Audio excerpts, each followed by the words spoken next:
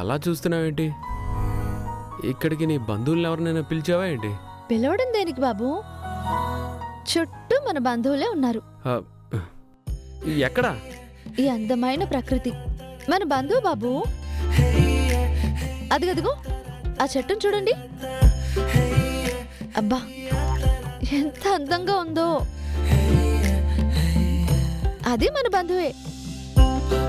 ఈ చల్లటి గాలి కూడా మన బంధువే.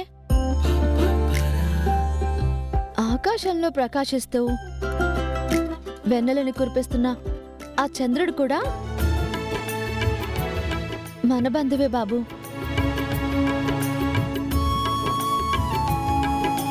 ప్రకృతిలో మనకి బాగుంది అనిపించే ప్రతిదీ మన బంధువే బాబు. మనకి సపోర్ట్ చేసే వాళ్ళు ఎవరూ లేరు అని మనం బాధపడకూడదు. ఇంతకు మించిన బంధువులు ఎవరుంటారని ఆనందపడాలి. అలాగే అనుకుంటారు కదా బాబు? ఆహా అదే ఎవరైనా అలాగే అనుకుంటారు కదా అంటున్నాను. ఇది తెలిసాక వెళ్దాం పద. ఏం వెళ్తాంలే బాబు, కారులో కూర్చొని కూర్చొని బోర్ కొడుతుంది. ఇక్కడే ఇంకాసేపు ఉందాం. ఈ వెన్నెలని చూస్తూ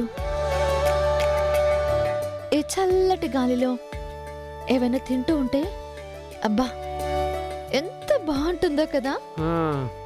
బాగుంటుంది బాగుంటుంది. హా నాకు తెలుసు బాబు మీ మనసు. నేనంది ఆ అర్థంలో కాదు. నేను అదే అర్థం చేసుకుంటాను కదా బాబు. ఇప్పుడు తినడానికి ఎక్కడి నుంచి తెచ్చేది కదా? సరేలే.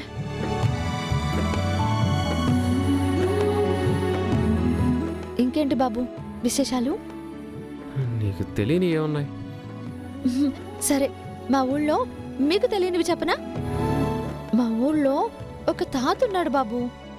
ఆయనకి పెళ్ళైన దగ్గర నుంచి తాత పెళ్ళం ఆయన్ని రోజు పిచ్చి తిట్లు తిట్టి పిచ్చి కొట్లు కూడా కొట్టేదంట. పాపం దాంతో ఆ దెబ్బకి హాస్పిటల్కి ఆ తాతకి 4 ఎకరాలు కరిగిపోయాయంట. కానీ ఒక టైం వచ్చాక తాతకి ఇంకా ధైర్యం వచ్చేసి ఆయన పెళ్ళాన్ని పిచ్చి తిట్లు తిడుతూ పిచ్చి కొట్టడం స్టార్ట్ చేశాడంట. ఆవిడ మాత్రం ఏమీ అనేది కాదంట బాబు. అదెలా? అంతలా ఎలా మారిపోయింది జామ్? దండేసిన పెళ్ళం ఫోటోకే కదా తాత అవన్నీ చేస్తుంది. నేను ఇంకేదో అనుకున్నాను. పోయిందా? పోయింది బాబు.